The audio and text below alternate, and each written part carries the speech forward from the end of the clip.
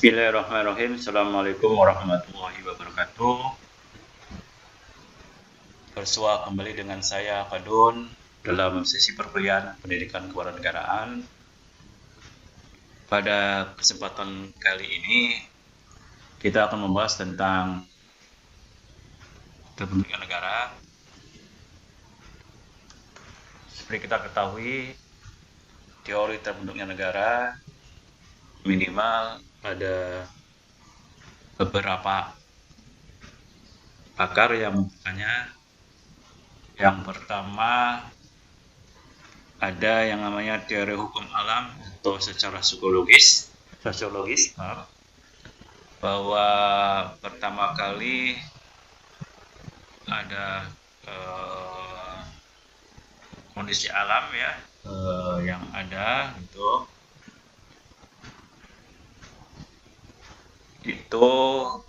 di mana alam yang sangat luas, termasuk di dalamnya kondisi demografinya, kondisi geografinya, termasuk juga kondisi lingkungannya. Jadi termasuk ya sebenarnya adalah banyaknya bidang luas. Nah, untuk mengatasi itu semua, makanya manusia bergabung menjadi suatu kesatuan gitu ya. Menjadi suatu kesatuan manusia gitu ya, belum dikatakan masyarakat gitu ya. Manusia. Nah, apalagi setelah tumbuh kembangnya manusia, apalagi semakin banyak manusia, maka gangguan itu terhadap manusia lainnya bukan hanya oleh lingkungan, oleh binatang buas, tetapi juga gangguan itu adalah gangguan dari manusia yang lain. Karena pada dasarnya kalau menurut David Maxwell itu, manusia itu juga memiliki kebutuhan untuk berkuasa, memiliki kebutuhan untuk berafiliasi. Dua kebutuhan tadi, di satu pihak manusia itu ingin bergabung ya dengan yang lain, di satu pihak manusia itu ingin berkuasa. Sebab bisa saja bahkan terjadi gila kekuasaan. Kalau menurut David Maxwell itu, maka mulailah sebenarnya antara satu kelompok lain itu ingin saling mengalahkan. Nah, untuk saling mengalahkan itu mereka itu bergabung. Nah, untuk bergabung itu lama-lama ada pemimpin yang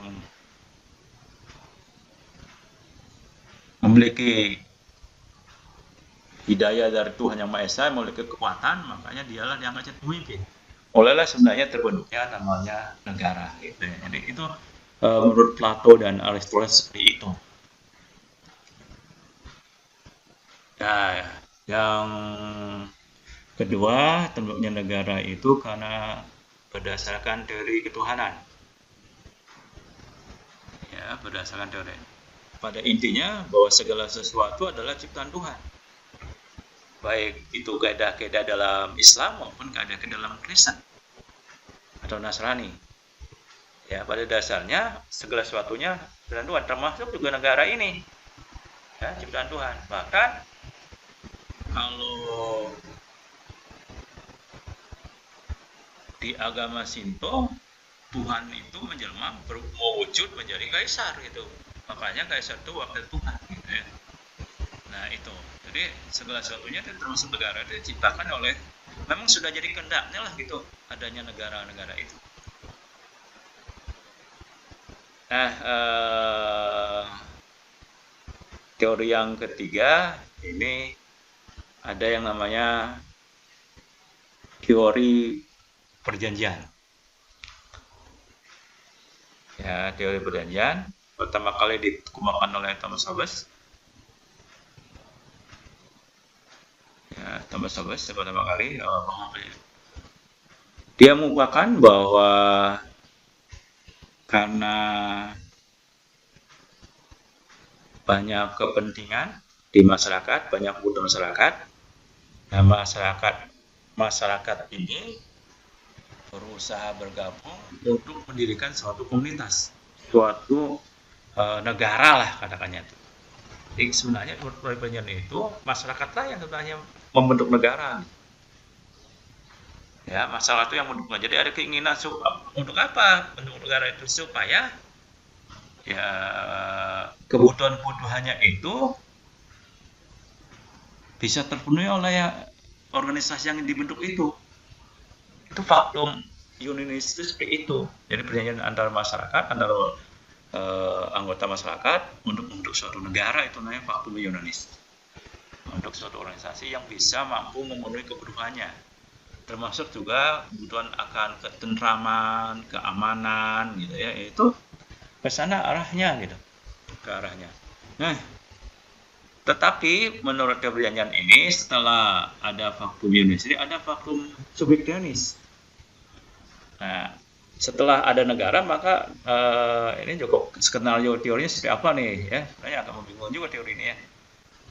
Ya, karena apa? Antara negara yang sudah dibentuk itu dengan warga negara yang ada di dalamnya, gitu ya, itu juga mereka perjanjian bahwa saya menyerahkan hak-haknya kepada negara, tapi untuk dilindungi. Kalau tidak bisa melindungi, maka bubar saja negaranya. Nah, makanya itu ya, terutama hak-haknya itu serahkan semua. Tapi diberikan lagi dalam bentuk hak-hak perlindungan hak asasi manusia, termasuk juga hak mendapatkan kesejahteraan, hak untuk bebas dari kelaparan, hak mendapatkan kesejahteraan, ya, pendidikan, gitu, sandang pangan, kebebasan, gitu ya. Itu hak-hak yang dinamakan menjadi subjek faktum subjektionis. Itu teori bagaimana terbentuknya negara ya. Jadi pada faktum unionis itulah sebenarnya terbentuknya negara. Nah, tetapi bagaimana sih sebenarnya terbentuknya negara ini di era modern ini seperti sekarang secara faktual? Ya, pertama penaklukan. Satu negara ditaklukkan oleh negara lain. Nah, misalkan Australia, gitu ya. Jadi negara Australia itu setelah dikuasai oleh Inggris, kan gitu. Yang kedua, USI. Ya, USI yang sangat terkenal itu sebenarnya yang dipaksakan untuk tidak mau dipusi itu ya. Misalnya yang ada itu namanya Jerman, dulu dari Jerman Barat, Jerman Timur. Dulu juga ada yang namanya negara Uni Soviet, USI dari beberapa negara. Nah, itu walaupun bukan negara, masyarakat Eropa juga berguran juga sebenarnya. Atau yang ketiga itu terbentuk negara itu karena memisahkan diri atau pemisahan diri. Nah, seperti kita tahu di Indonesia sendiri ada yang namanya Timor Leste atau Timor, dulu itu namanya Timor Leste, Timor Tengah, akhirnya memisahkan diri menjadi Timor Leste. Itu pemisahan. Atau negara-negara di Balkan, ya, misalnya dulu ada yang namanya Yugoslavia, nah, sekarang ada Serbia, ada Bosnia Herzegovina. Nah, itu kan salah satu pemisahan itu. Lalu juga yang sangat terkenal juga Uni Soviet ya, setelah USI menjalan bisa lagi ya. Uni Soviet itu menjadi berapa negara itu ya, sekarang itu ada kita 15 negara gitu ya. Mulai dari Rusia sebagai inti kekuatan Uni Soviet. Lalu ada Estonia, lalu ada yang kemarin ribut Kazakhstan, Armenia, gitu ya. Lain-lain itu ya, itu memisahkan diri ya, memisahkan diri itu sebenarnya. Yang selanjutnya bisa terjadi itu ya pendudukan atas negara atau wilayah yang belum ada pemerintahan sebelumnya. Nah, ini atas di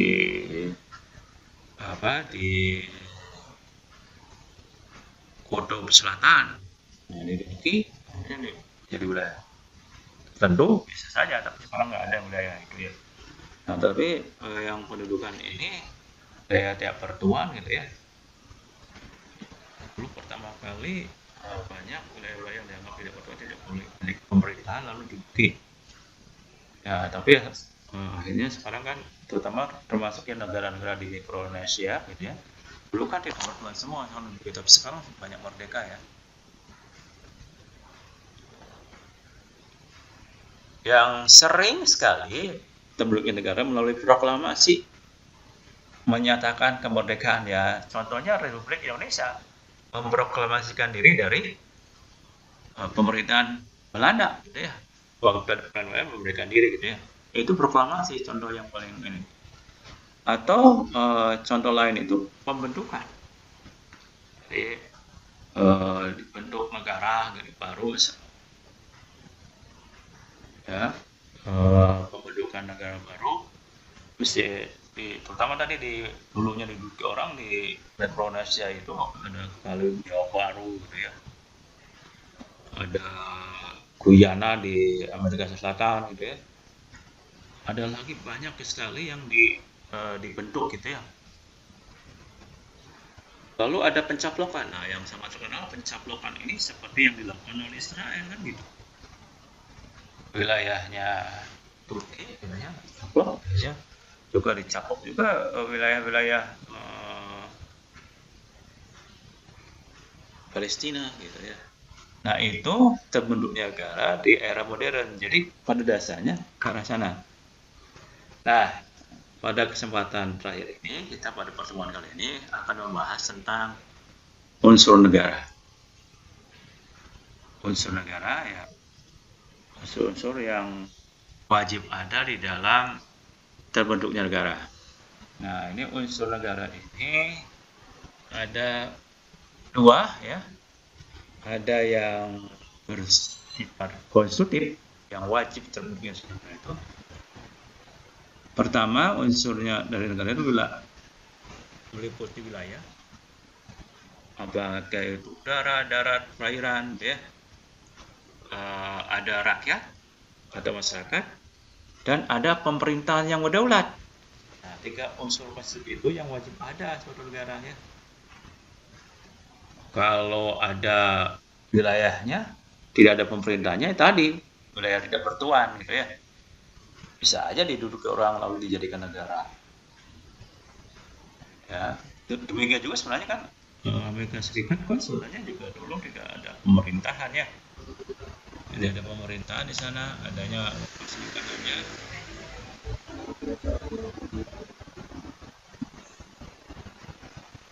Nah, setelah beberapa negara datang ke sana menguasai gitu ya. Hampir semua negara-negara di Amerika Serikat kan dulunya tidak ada pemerintahan gitu ya.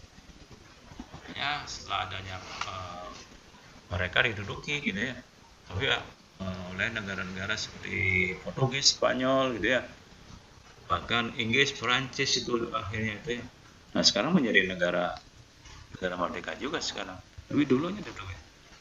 Jadi wilayah saja nggak bisa, tapi tidak bisa negara tanpa wilayah gitu ya.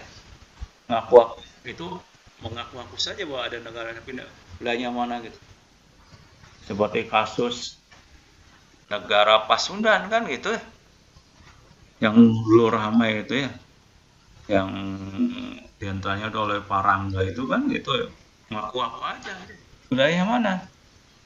Ya, bukan negara gitu ya. Termasuk juga sekarang itu kerajaan-kerajaan yang masih terbentuk itu bukan negara karena statusnya hanya berupa konstruksi budaya saja. Itu misalkan ada Kesultanan Cirebon, Sultan Kasepuhan, Kadoman, Sumedang Larang, gitu ya, Pakuan, itu hanya merupakan konstruksi budaya, bukan suatu konstruksi negara, gitu ya. Karena dia tidak memiliki wilayah, gitu ya. Apalagi oleh yang tadi negara Pasundan itu ya. tidak punya wilayah. Rakyatnya ada rakyatnya ya, kelompok tertentu saja tapi sangat sedikit ya. Pemerintahnya dia berdaulat. Ada pemerintahnya tidak bisa pemerintah yang berdaulat itu. Jadi pemerintah yang berdaulat itu ada pemerintahnya bisa menggunakan kekuasaannya dalam pengertian menggunakan hukum-hukumnya, peraturan-peraturannya bisa dijalankan dan diakui juga hukumnya itu oleh negara lain gitu ya untuk menjalankannya gitu kalau di wilayah negara lain. Jadi itulah yang secara konstitutif yang harus wajib ada. Gitu ya. Yang unsur yang lain yang sifatnya deklaratif, misalnya adanya tujuan negara, gitu ya. Negara Indonesia juga sudah ada tujuannya negaranya itu yang seperti di dalam pembukaan Undang-Undang Dasar tahun 45 yang keempat kan, mulai dari melindungi segenap bangsa Indonesia dan seluruh lembaga Indonesia, memajukan secara umum, mencerahkan Indonesia dan kesejahteraan dalam perdamaian dunia. Itu satu menjadi tujuan negara kan, gitu. Ada juga Indonesia memenuhi syarat gitu. Nah, Undang-Undang Dasar ada kita ya pengakuan dari negara lain. Nah, ini ada pengakuan dari negara lain juga menjadi unsur yang sifatnya deklaratif. Ya, terutama dalam pergaulan sebenarnya juga dalam pergaulan tata dunia itu memang wajib ya pengakuan secara deklaratif ini. Indonesia pun berjuang untuk itu pada waktu pertama kali kita merdeka.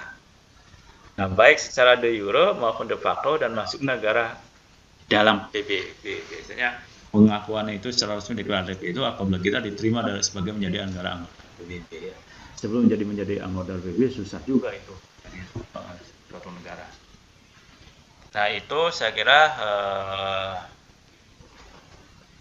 mengenai unsur-unsur konstitutif dan deklaratif pembentukan negara. Nah, pada kesempatan kali ini kita bahas saja satu, yaitu mengenai unsur yang pertama dari unsur konstitutif yaitu rakyat. Nah, apa sih rakyat? Rakyat adalah semua orang yang secara nyata berada dalam wilayah suatu negara yang tunduk dan patuh terhadap peraturan dalam negara tersebut. Nah, makanya ada negara Pasundan gitu ya yang dideklarasikan oleh Parangga CS itu ya tidak ada itu ya. Mana ada rakyatnya yang apakah di negara rakyat di Pasundan itu patuh? Tidak ada, makanya mimpi gitu ya kalau seperti itu. Apalagi dia wilayahnya menyatakan seluruh dunia. Mana ada rakyatnya yang tunduk sebenarnya itu? Tidak ada gitu ya. Nah, secara sosiologis rakyat adalah sekumpulan manusia yang dipersatukan oleh rasa persamaan dan yang bersama-sama mendiami suatu wilayah tertentu. Jadi ini salah satu yang tradisional pernyataan ini ya, bahwa yang namanya rakyat itu adalah yang memiliki memiliki visi dan misi yang sama, memiliki tujuan dan sasaran yang sama, ya, untuk membangun masa depan, menciptakan masa depan, gitu ya. Nah, dan menjadi wilayah tertentu. Indonesia kan sebenarnya kan rakyat Indonesia berarti ya ada gitu ya, karena ada cita-citanya tadi, cita-citanya itu masyarakat adil, merdeka, adil dan bersatu, adil. Kalau tujuannya ada, nah itu semuanya visi misinya ke sana kan gitu. Bagaimana kita membawa misi yang 4 itu disatukan menjadi tujuan kita bersama rakyat Indonesia gitu ya, mendiami wilayah yang namanya Nusantara dari Sabang sampai Merauke.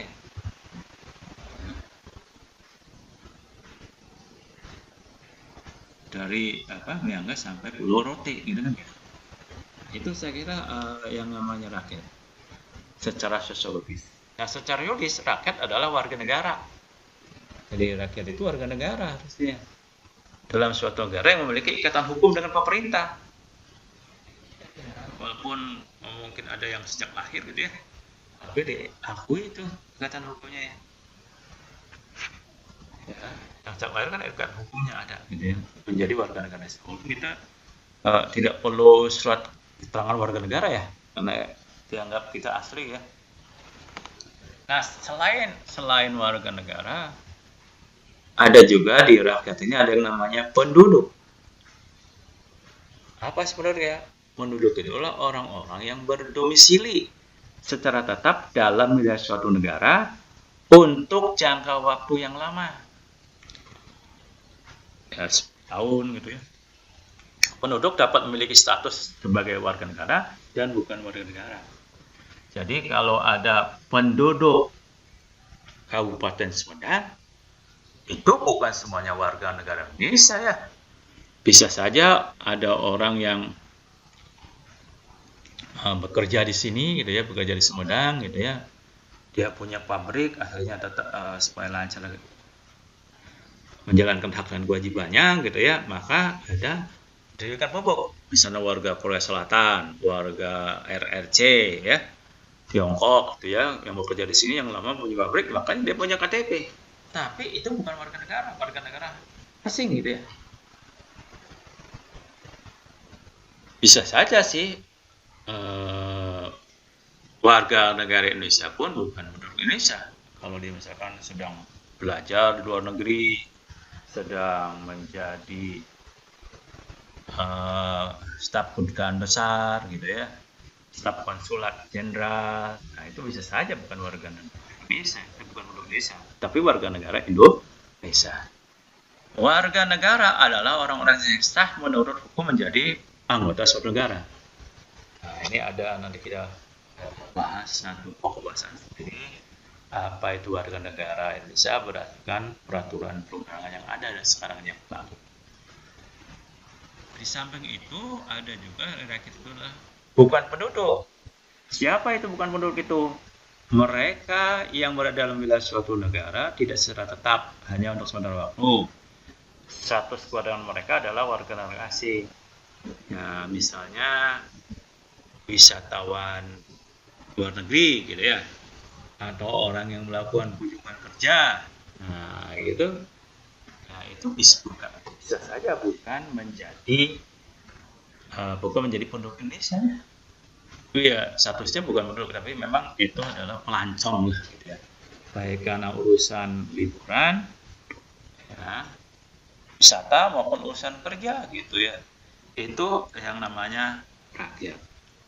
Saya kira pada kesempatan ini yang bisa saya sampaikan cukup sekian. Assalamualaikum warahmatullahi wabarakatuh.